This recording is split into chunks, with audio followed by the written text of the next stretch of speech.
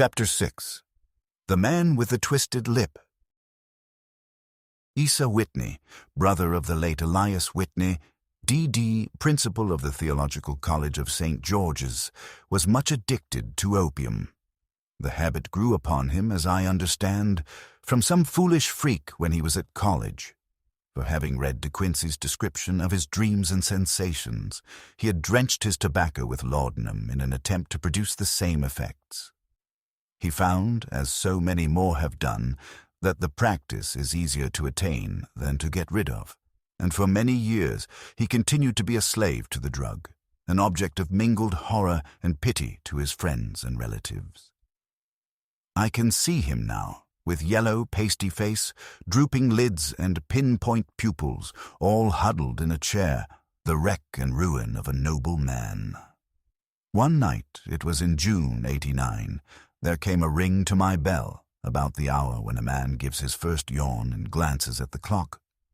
I sat up in my chair, and my wife laid her needlework down in her lap and made a little face of disappointment. "A patient," said she. "You'll have to go out." I groaned, for I was newly come back from a weary day. We heard the door open, a few hurried words, and then quick steps upon the linoleum. Our own door flew open, and a lady, clad in some dark-colored stuff with a black veil, entered the room. "You will excuse my calling so late," she began, and then, suddenly losing her self-control, she ran forward, threw her arms about my wife's neck, and sobbed upon her shoulder. "Oh, I'm in such trouble," she cried. "I do so want a little help." "Why?" said my wife, pulling up her veil. "It is Kate Whitney. How you startled me, Kate. I had not an idea who you were when you came in. I didn't know what to do, so I came straight to you." That was always the way.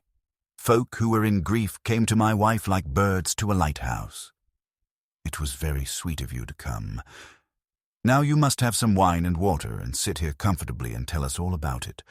Or should you rather that I sent James off to bed?" "Oh, no. I want the doctor's advice and help too. It's about Asa. He has not been home for 2 days. I'm so frightened about him." It was not the first time that she had spoken to us of her husband's trouble, to me as a doctor, to my wife as an old friend and school companion. We soothed and comforted her by such words as we could find. Did she know where her husband was? Was it possible that we could bring him back to her?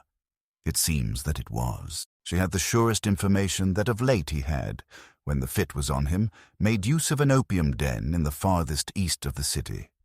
Hitherto his orgies had always been confined to one day, and he had come back, twitching and shattered, in the evening. But now the spell had been upon him 48 hours, and he lay there, doubtless among the dregs of the docks, breathing in the poison or sleeping off the effects. There he was to be found, she was sure of it, at the Bar of Gold in Upper Swandam Lane. But what was she to do? How could she, a young and timid woman, make her way into such a place and pluck her husband out from among the ruffians who surrounded him? There was the case, and of course there was but one way out of it. Might I not escort her to this place? And then, as a second thought, why should she come at all? I was Asa Whitney's medical adviser, and as such I had influence over him. I could manage it better if I were alone. I promised her on my word that I would send him home in a cab within 2 hours if he were indeed at the address which she had given me. And so in 10 minutes I had left my armchair and cheery sitting-room behind me, and was speeding eastward in a hansom on a strange errand, as it seemed to me at the time, though the future only could show how strange it was to be. But there was no great difficulty in the first stage of my adventure. Upper Swandam Lane is a vile alley lurking behind the high wharves which line the north side of the river to the east of London Bridge. Between a slop shop and a gin shop, approached by a steep flight of steps leading down to a black gap like the mouth of a cave, I found the den of which I was in search. Ordering my cab to wait, I passed down the steps, worn hollow in the center by the ceaseless tread of drunken feet, and by the light of a flickering oil lamp above the door I found the latch and made my way into a long, low room, thick and heavy with the brown opium smoke, and terraced with wooden berths, like the forecastle of an emigrant ship.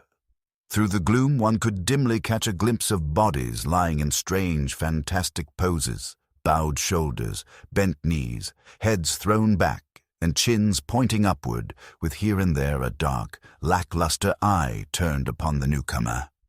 Out of the black shadows there glimmered little red circles of light, now bright, now faint, as the burning poison waxed or waned in the bowls of the metal pipes.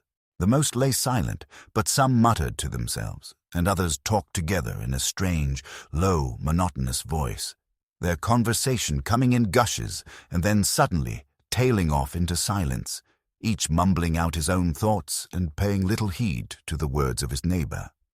At the farther end was a small brazier of burning charcoal, beside which, on a three-legged wooden stool, there sat a tall, thin old man, with his jaw resting upon his two fists and his elbows upon his knees, staring into the fire. As I entered, a sallow Malay attendant had hurried up with a pipe for me and a supply of the drug, beckoning me to an empty berth. "Thank you. I've not come to stay," said I. "There is a friend of mine here, Mr. Isa Whitney, and I wish to speak with him." There was a movement and an exclamation from my right, and peering through the gloom, I saw Whitney, pale, haggard, and unkempt, staring out at me.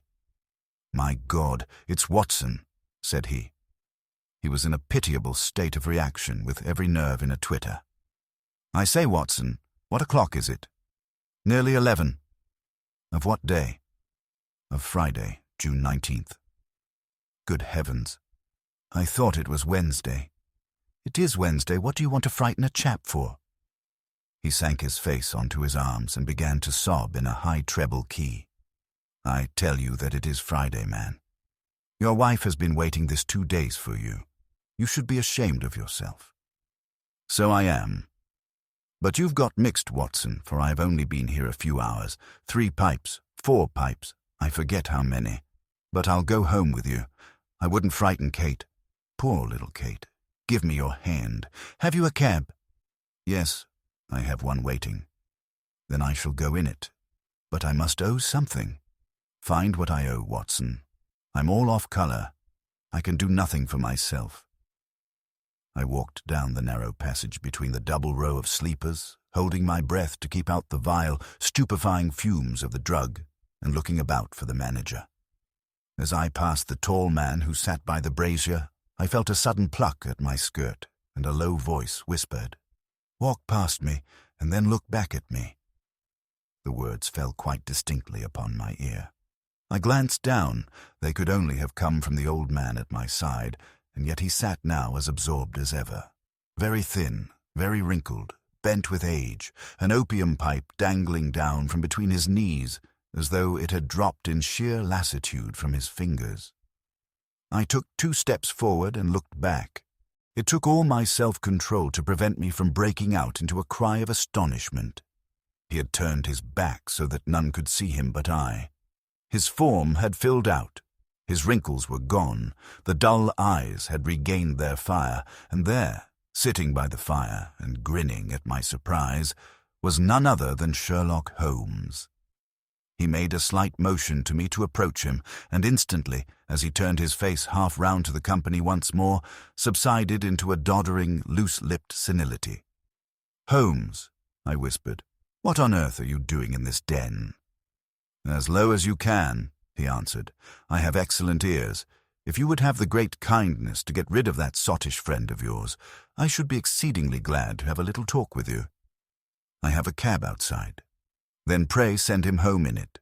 You may safely trust him, for he appears to be too limp to get into any mischief. I should recommend you also to send a note by the cabman to your wife to say that you have thrown in your lot with me. If you will wait outside, I shall be with you in 5 minutes." It was difficult to refuse any of Sherlock Holmes's requests, for they were always so exceedingly definite and put forward with such a quiet air of mastery. I felt, however, that when Whitney was once confined in the cab, my mission was practically accomplished, and for the rest, I could not wish anything better than to be associated with my friend in one of those singular adventures which were the normal condition of his existence. In a few minutes, I had written my note, paid Whitney's bill, led him out to the cab, and seen him driven through the darkness. In a very short time, a decrepit figure had emerged from the opium den, and I was walking down the street with Sherlock Holmes. For 2 streets he shuffled along with a bent back and an uncertain foot. Then, glancing quickly round, he straightened himself out and burst into a hearty fit of laughter. "I suppose, Watson," said he, "that you imagine that I have added opium smoking to cocaine injections and all the other little weaknesses on which you have favored me with your medical views. I was certainly surprised to find you there, but not more so than I to find you. I came to find a friend, and I to find an enemy." "An enemy?" "Yes, one of my natural enemies, or shall I say, my natural prey. Briefly, Watson, I am in the midst of a very remarkable inquiry, and I have hoped to find a clue in the incoherent ramblings of these sots, as I have done before now. Had I been recognized in that den, my life would not have been worth an hour's purchase, for I have used it before now for my own purposes, and the rascally lascar who runs it has sworn to have vengeance upon me. There is a trap door at the back of that building, near the corner of Paul's Wharf, which could tell some strange tales of what has passed through it upon the moonless nights." "What? You do not mean bodies?" "Aye, bodies, Watson. We should be rich men if we had $1,000 for every poor devil who has been done to death in that den. It is the vilest murder trap on the whole riverside, and I fear that Neville St. Clair has entered it never to leave it more. But our trap should be here." He put his 2 forefingers between his teeth and whistled shrilly, a signal which was answered by a similar whistle from the distance, followed shortly by the rattle of wheels and the clink of horses' hooves. "Now, Watson," said Holmes, as a tall dog-cart dashed up through the gloom, throwing out 2 golden tunnels of yellow light from its side lanterns. "You'll come with me, won't you? If I can be of use. Oh, a trusty comrade is always of use, and a chronicler still more so. My room at the Cedars is a double-bedded one." "The Cedars?" "Yes. That is Mr. St. Clair's house. I'm staying there while I conduct the inquiry." "Where is it, then?" "Near Lee in Kent. We have a 7-mile drive before us." "But I'm all in the dark." "Of course you are. You'll know all about it presently. Jump up here." "All right, John. We shall not need you. Here's £50. Look out for me tomorrow, about 11. Give her her head. So long, then." He flicked the horse with his whip, and we dashed away through the endless succession of sombre and deserted streets, which widened gradually until we were flying across a broad, balustraded bridge, with the murky river flowing sluggishly beneath us. Beyond lay another dull wilderness of bricks and mortar, its silence broken only by the heavy, regular footfall of the policeman or the songs and shouts of some belated party of revellers. A dull wrack was drifting slowly across the sky, and a star or 2 twinkled dimly here and there through the rifts of the clouds. Holmes drove in silence, with his head sunk upon his breast, and the air of a man who is lost in thought, while I sat beside him, curious to learn what this new quest might be which seemed to tax his powers so sorely, and yet afraid to break in upon the current of his thoughts. We had driven several miles, and were beginning to get to the fringe of the belt of suburban villas, when he shook himself, shrugged his shoulders, and lit up his pipe with the air of a man who has satisfied himself that he is acting for the best. "You have a grand gift of silence, Watson," said he. "It makes you quite invaluable as a companion. 'Pon my word, it is a great thing for me to have someone to talk to, for my own thoughts are not over-pleasant. I was wondering what I should say to this dear little woman tonight when she meets me at the door. You forget that I know nothing about it. I shall just have time to tell you the facts of the case before we get to Lee. It seems absurdly simple, and yet somehow I can get nothing to go upon. There's plenty of thread, no doubt, but I can't get the end of it into my hand. Now, I'll state the case clearly and concisely to you, Watson, and maybe you can see a spark where all is dark to me. Proceed, then. Some years ago, to be definite, in May 1884, there came to Lee a gentleman, Neville St. Clair by name, who appeared to have plenty of money. He took a large villa, laid out the grounds very nicely, and lived generally in good style. By degrees he made friends in the neighborhood, and in 1887 he married the daughter of a local brewer, by whom he now has 2 children.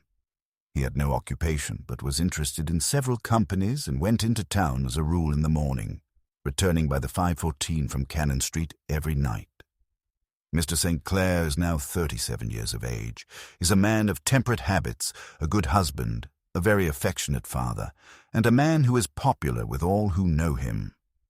I may add that his whole debts at the present moment, as far as we have been able to ascertain, amount to 88 10s, while he has $220 standing to his credit in the Capital and Counties Bank.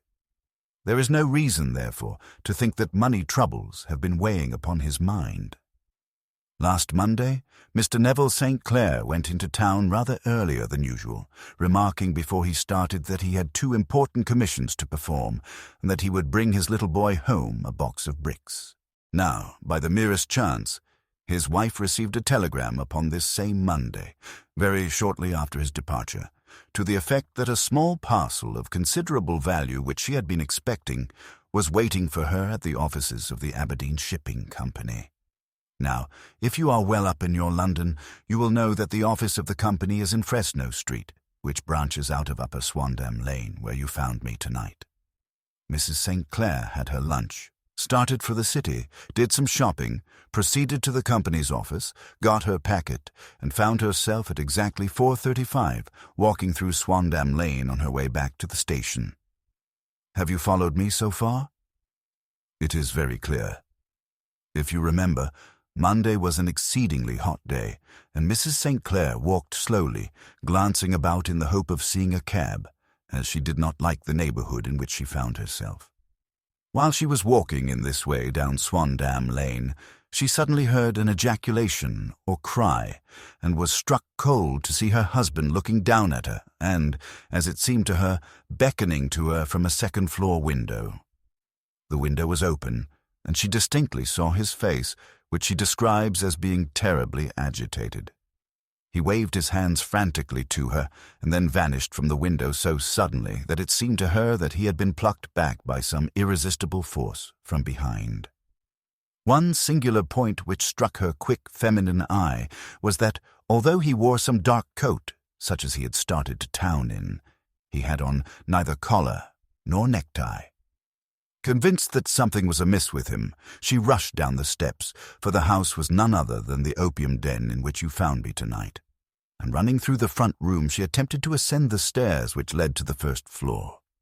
At the foot of the stairs, however, she met this Lascar scoundrel of whom I have spoken, who thrust her back and, aided by a Dane, who acts as assistant there, pushed her out into the street. Filled with the most maddening doubts and fears, she rushed down the lane and, by rare good fortune, met in Fresno Street a number of constables with an inspector, all on their way to their beat. The inspector and 2 men accompanied her back, and in spite of the continued resistance of the proprietor, they made their way to the room in which Mr. St. Clair had last been seen. There was no sign of him there. In fact, in the whole of that floor there was no one to be found save a crippled wretch of hideous aspect, who, it seems, made his home there. Both he and the Lascar stoutly swore that no one else had been in the front room during the afternoon. So determined was their denial that the inspector was staggered, and had almost come to believe that Mrs. St. Clair had been deluded when, with a cry, she sprang at a small deal-box which lay upon the table and tore the lid from it. Out there fell a cascade of children's bricks. It was the toy which he had promised to bring home. This discovery, and the evident confusion which the cripple showed, made the inspector realize that the matter was serious. The rooms were carefully examined, and results all pointed to an abominable crime. The front room was plainly furnished as a sitting room and led into a small bedroom, which looked out upon the back of one of the wharves. Between the wharf and the bedroom window is a narrow strip, which is dry at low tide but is covered at high tide with at least 4.5 feet of water. The bedroom window was a broad one and opened from below. On examination, traces of blood were to be seen upon the window sill, and several scattered drops were visible upon the wooden floor of the bedroom. Thrust away behind a curtain in the front room were all the clothes of Mr. Neville St. Clair, with the exception of his coat. His boots, his socks, his hat, and his watch, all were there. There were no signs of violence upon any of these garments, and there were no other traces of Mr. Neville St. Clair. Out of the window he must apparently have gone, for no other exit could be discovered, and the ominous bloodstains upon the sill gave little promise that he could save himself by swimming, for the tide was at its very highest at the moment of the tragedy. And now as to the villains who seemed to be immediately implicated in the matter.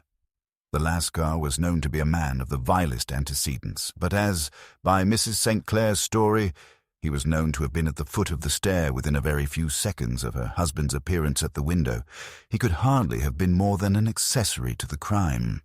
His defense was one of absolute ignorance, and he protested that he had no knowledge as to the doings of Hugh Boone, his lodger, and that he could not account in any way for the presence of the missing gentleman's clothes. So much for the Lascar manager.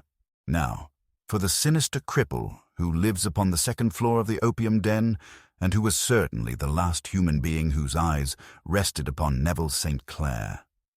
His name is Hugh Boone, and his hideous face is one which is familiar to every man who goes much to the city. He is a professional beggar, though in order to avoid the police regulations, he pretends to a small trade in wax vestas. Some little distance down Threadneedle Street, upon the left-hand side, there is, as you may have remarked, a small angle in the wall. Here it is that this creature takes his daily seat, cross-legged with his tiny stock of matches on his lap, and as he is a piteous spectacle, a small rain of charity descends into the greasy leather cap which lies upon the pavement beside him. I've watched the fellow more than once before, ever I thought of making his professional acquaintance, and I have been surprised at the harvest which he has reaped in a short time. His appearance, you see, is so remarkable that no one can pass him without observing him. A shock of orange hair, a pale face disfigured by a horrible scar, which, by its contraction, has turned up the outer edge of his upper lip, a bulldog chin, and a pair of very penetrating dark eyes, which present a singular contrast to the colour of his hair, all mark him out from amid the common crowd of mendicants. And so, too, does his wit, for he is ever ready with a reply to any piece of chaff which may be thrown at him by the passers-by. This is the man whom we now learn to have been the lodger at the opium den, and to have been the last man to see the gentleman of whom we are in quest. But a cripple, said I. What could he have done single-handed against a man in the prime of life? He is a cripple in the sense that he walks with a limp, but in other respects he appears to be a powerful and well-nurtured man. Surely your medical experience would tell you, Watson, that weakness in one limb is often compensated for by exceptional strength in the others. Pray continue your narrative. Mrs. St. Clair had fainted at the sight of the blood upon the window, and she was escorted home in a cab by the police, as her presence could be of no help to them in their investigations. Inspector Barton, who had charge of the case, made a very careful examination of the premises, but without finding anything which threw any light upon the matter. One mistake had been made in not arresting Boone instantly, as he was allowed some few minutes during which he might have communicated with his friend the Lascar. But this fault was soon remedied, and he was seized and searched, without anything being found which could incriminate him. There were, it is true, some bloodstains upon his right shirt-sleeve, but he pointed to his ring finger, which had been cut near the nail, and explained that the bleeding came from there, adding that he had been to the window not long before, and that the stains which had been observed there came doubtless from the same source. He denied strenuously having ever seen Mr. Neville St. Clair, and swore that the presence of the clothes in his room was as much a mystery to him as to the police. As to Mrs. St. Clair's assertion that she had actually seen her husband at the window, he declared that she must have been either mad or dreaming. He was removed, loudly protesting, to the police station, while the inspector remained upon the premises in the hope that the ebbing tide might afford some fresh clue. And it did, though they hardly found upon the mud bank what they had feared to find. It was Neville St. Clair's coat, and not Neville St. Clair, which lay uncovered as the tide receded. And what do you think they found in the pockets? I cannot imagine. No, I don't think you would guess. Every pocket stuffed with pennies and half-pennies, 421 pennies and 270 half-pennies. It was no wonder that it had not been swept away by the tide. But a human body is a different matter. There is a fierce eddy between the wharf and the house. It seemed likely enough that the weighted coat had remained when the stripped body had been sucked away into the river. But I understand that all the other clothes were found in the room. Would the body be dressed in a coat alone? No, sir, but the facts might be met speciously enough. Suppose that this man Boone had thrust Neville St. Clair through the window. There is no human eye which could have seen the deed. What would he do then? It would, of course, instantly strike him that he must get rid of the telltale garments. He would seize the coat then, and be in the act of throwing it out, when it would occur to him that it would swim and not sink. He has little time, for he has heard the scuffle downstairs when the wife tried to force her way up, and perhaps he has already heard from his Lascar confederate that the police are hurrying up the street. There is not an instant to be lost. He rushes to some secret hoard where he has accumulated the fruits of his beggary, and he stuffs all the coins upon which he can lay his hands into the pockets to make sure of the coat's sinking. He throws it out, and would have done the same with the other garments had not he heard the rush of steps below, and only just had time to close the window when the police appeared. It certainly sounds feasible. Well, we will take it as a working hypothesis for want of a better. Boone, as I have told you, was arrested and taken to the station, but it could not be shown that there had ever before been anything against him. He had for years been known as a professional beggar, but his life appeared to have been a very quiet and innocent one.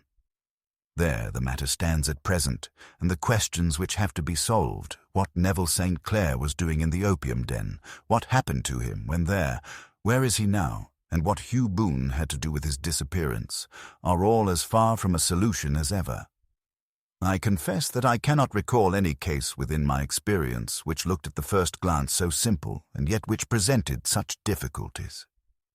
While Sherlock Holmes had been detailing this singular series of events, we had been whirling through the outskirts of the great town until the last straggling houses had been left behind, and we rattled along with a country hedge upon either side of us.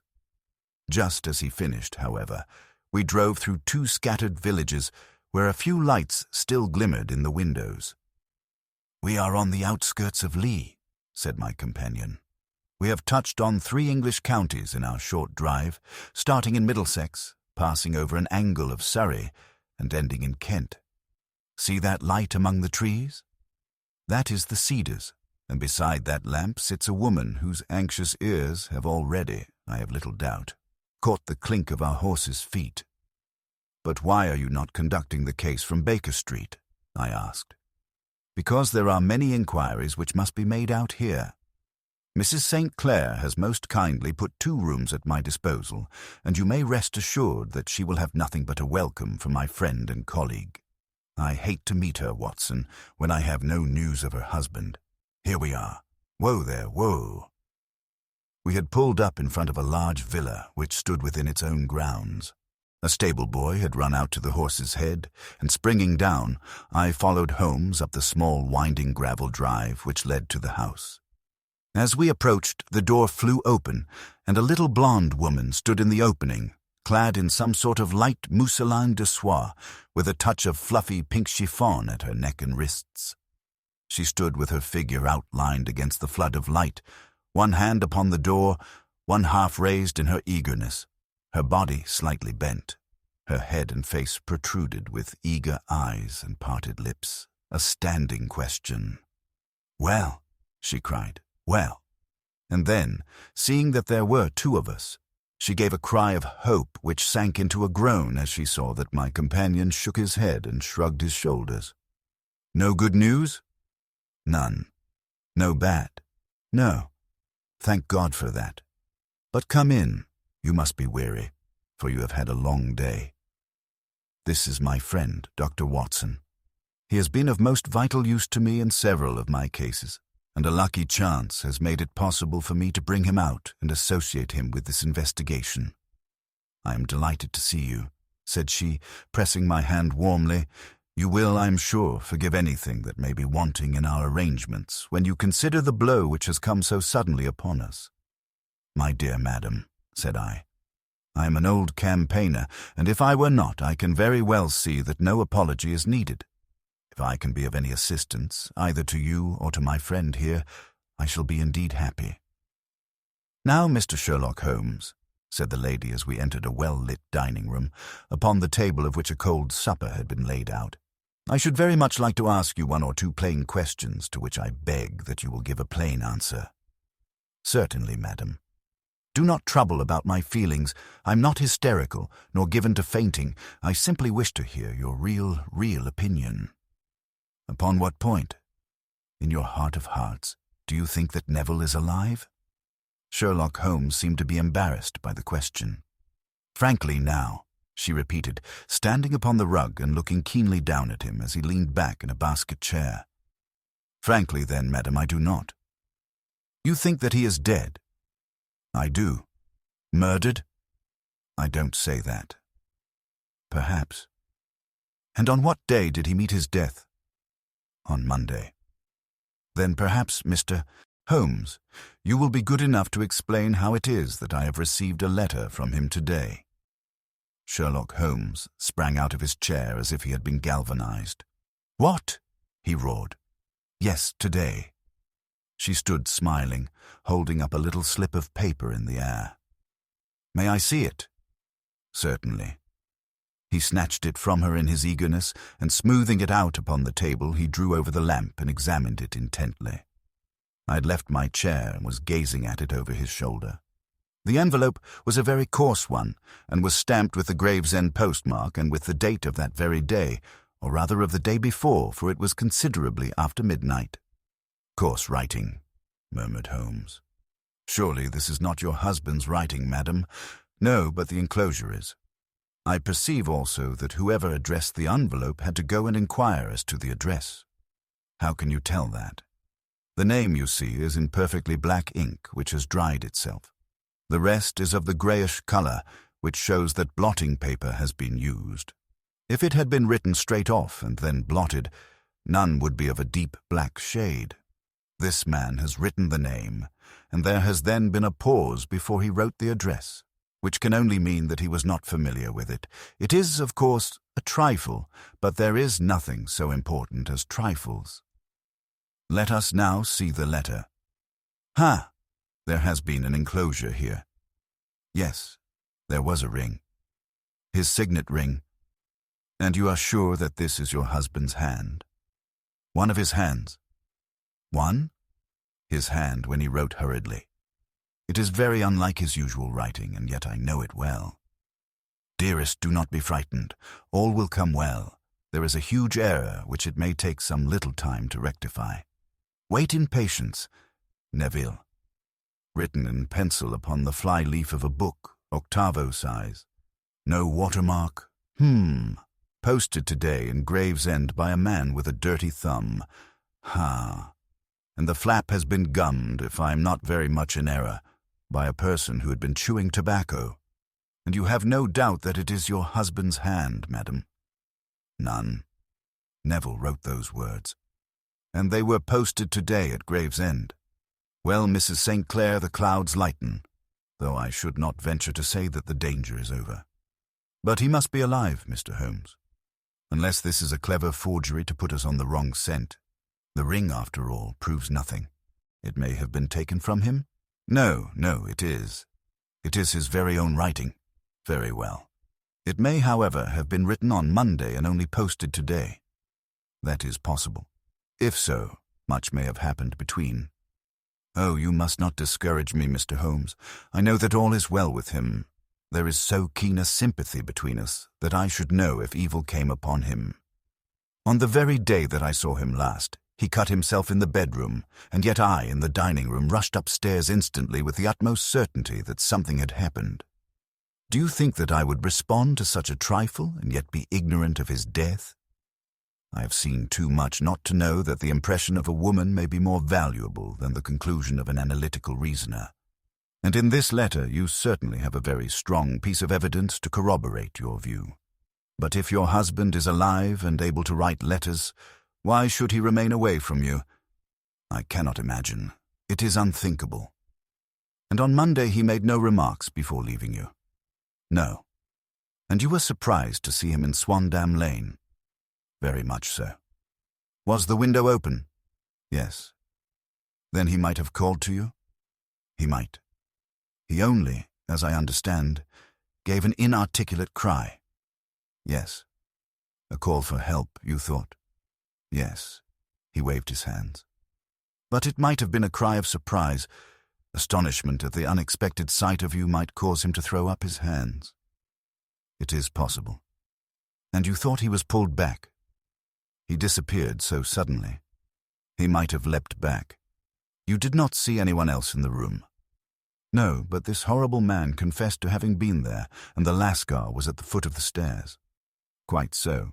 Your husband, as far as you could see, had his ordinary clothes on, but without his collar or tie. I distinctly saw his bare throat. Had he ever spoken of Swandam Lane? Never. Had he ever showed any signs of having taken opium? Never. Thank you, Mrs. St. Clair. Those are the principal points about which I wish to be absolutely clear. We shall now have a little supper and then retire, for we may have a very busy day tomorrow. A large and comfortable double-bedded room had been placed at our disposal, and I was quickly between the sheets, for I was weary after my night of adventure. Sherlock Holmes was a man, however, who, when he had an unsolved problem upon his mind, would go for days, and even for a week, without rest, turning it over, rearranging his facts, looking at it from every point of view until he had either fathomed it or convinced himself that his data were insufficient. It was soon evident to me that he was now preparing for an all-night sitting.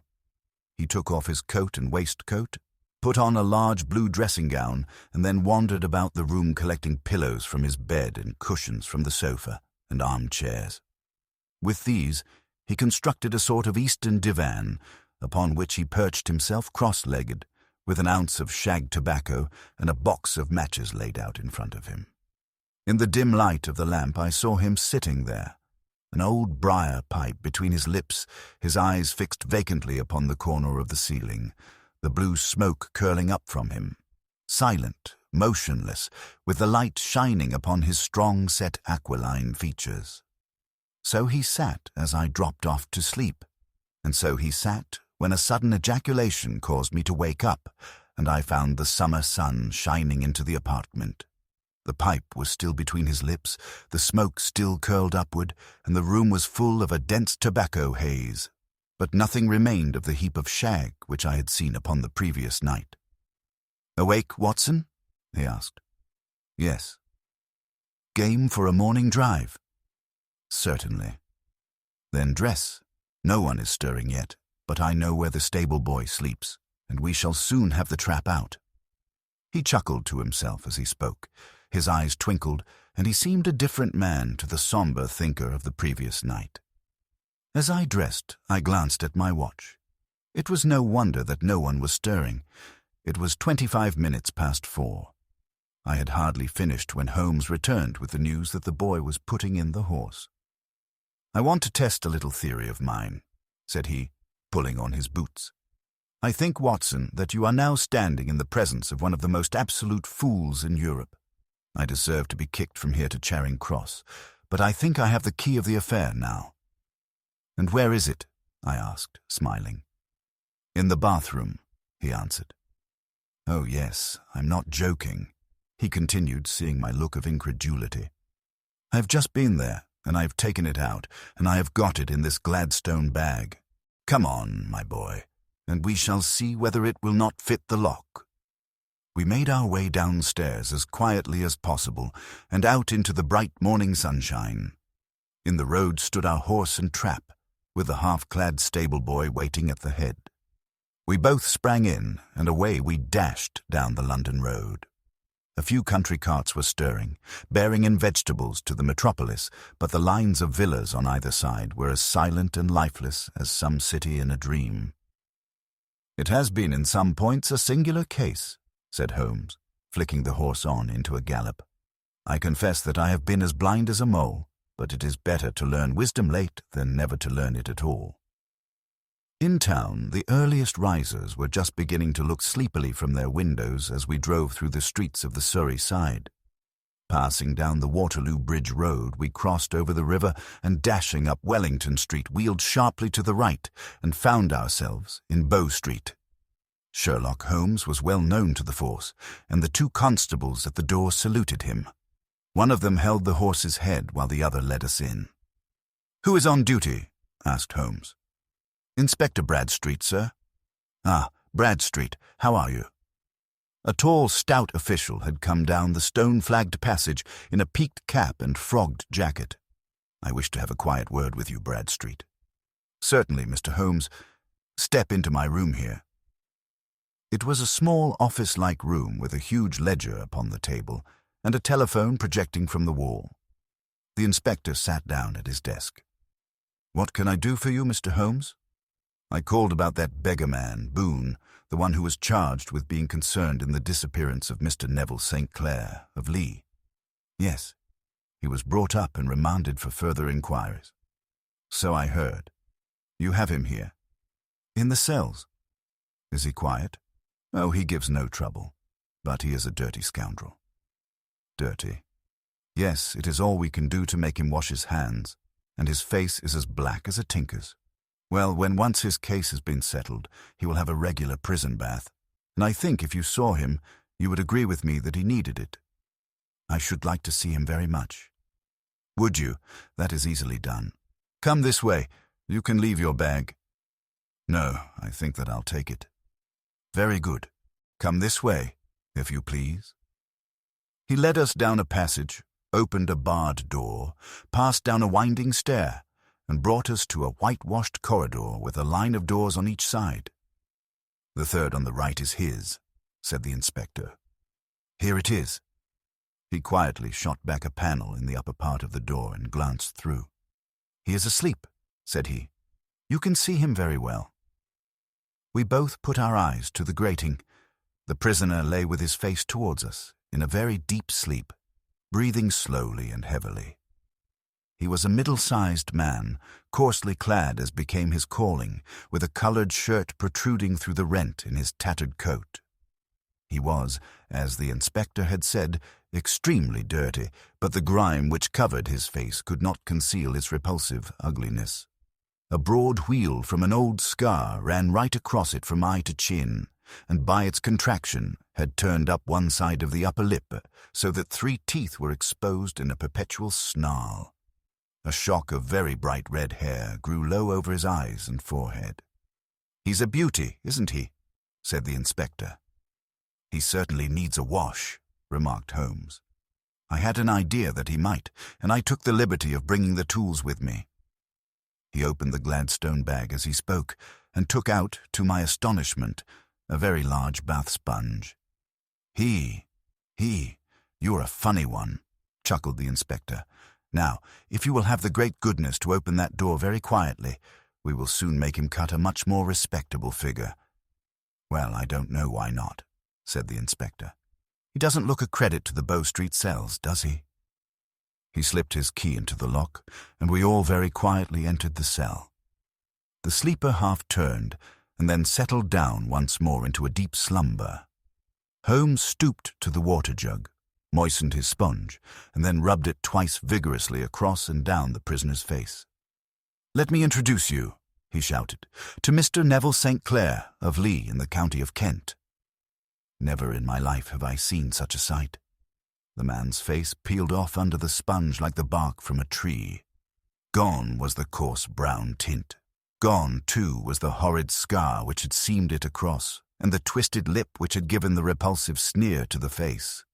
A twitch brought away the tangled red hair, and there, sitting up in his bed, was a pale, sad-faced, refined-looking man, black-haired and smooth-skinned, rubbing his eyes and staring about him with sleepy bewilderment.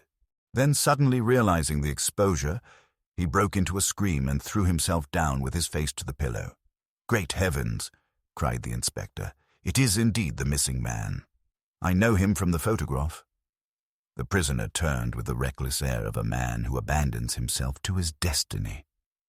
"Be it so," said he. "And pray, what am I charged with?"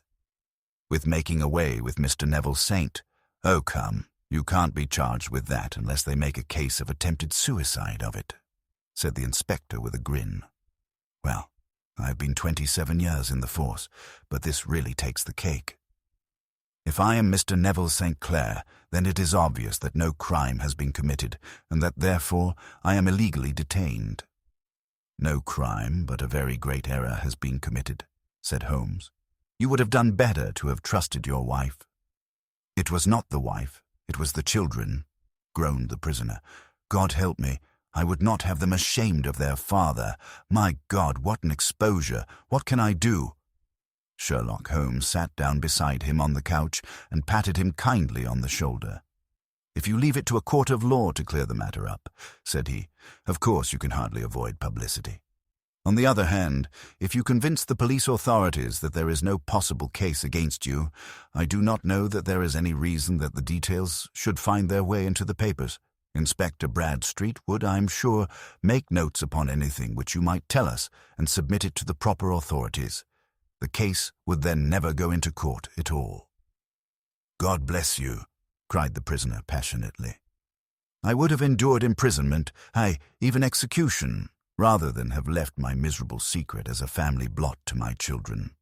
You are the first who have ever heard my story. My father was a schoolmaster in Chesterfield, where I received an excellent education. I travelled in my youth, took to the stage, and finally became a reporter on an evening paper in London. One day my editor wished to have a series of articles upon begging in the metropolis, and I volunteered to supply them. There was the point from which all my adventures started.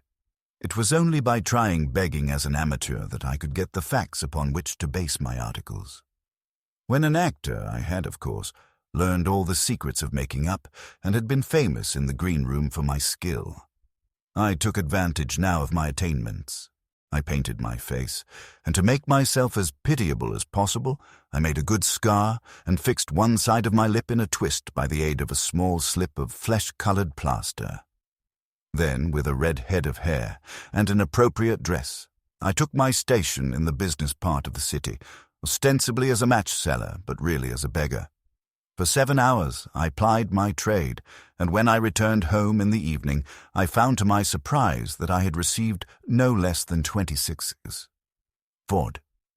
I wrote my articles and thought little more of the matter until, some time later, I backed a bill for a friend and had a writ served upon me for 25.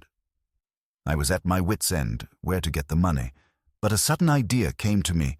I begged a fortnight's grace from the creditor, asked for a holiday from my employers, and spent the time in begging in the city under my disguise. In 10 days I had the money and had paid the debt. Well, you can imagine how hard it was to settle down to arduous work at 2s a week, when I knew that I could earn as much in a day by smearing my face with a little paint, laying my cap on the ground, and sitting still. It was a long fight between my pride and the money, but the dollars won at last, and I threw up reporting and sat day after day in the corner which I had first chosen, inspiring pity by my ghastly face and filling my pockets with coppers. Only one man knew my secret.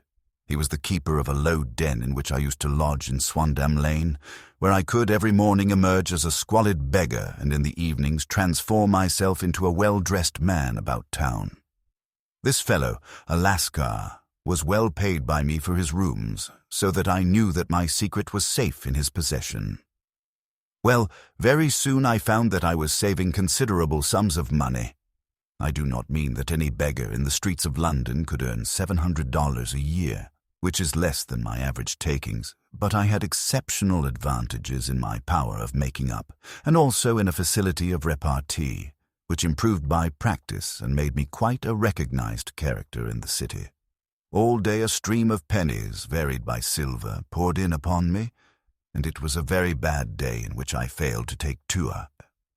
As I grew richer, I grew more ambitious, took a house in the country, and eventually married, without anyone having a suspicion as to my real occupation. My dear wife knew that I had business in the city. She little knew what.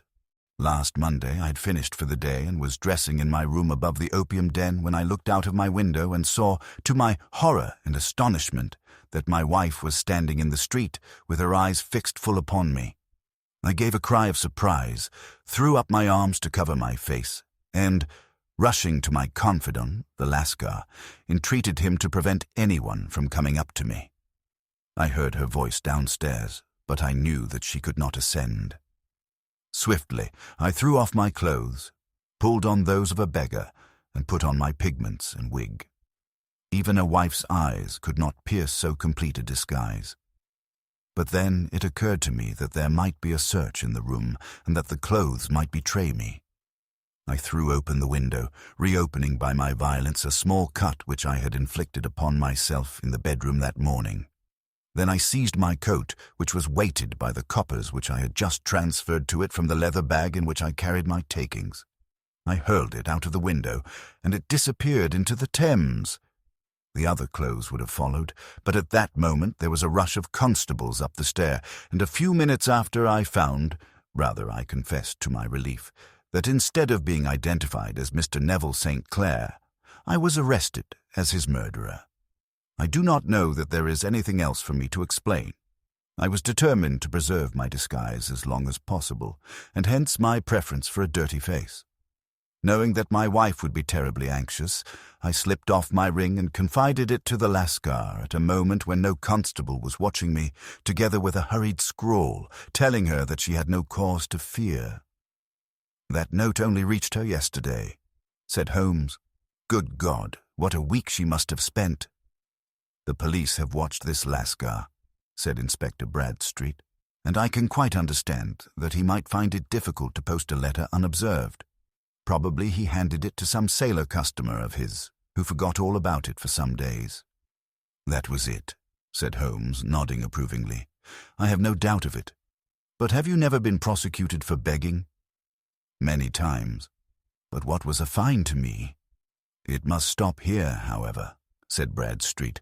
"If the police are to hush this thing up, there must be no more of Hugh Boone. I have sworn it by the most solemn oaths which a man can take. In that case, I think that it is probable that no further steps may be taken.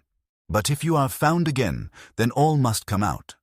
I am sure, Mr. Holmes, that we are very much indebted to you for having cleared the matter up. I wish I knew how you reach your results." "I reached this one," said my friend, "by sitting upon 5 pillows and consuming an ounce of shag. I think, Watson, that if we drive to Baker Street we shall just be in time for breakfast."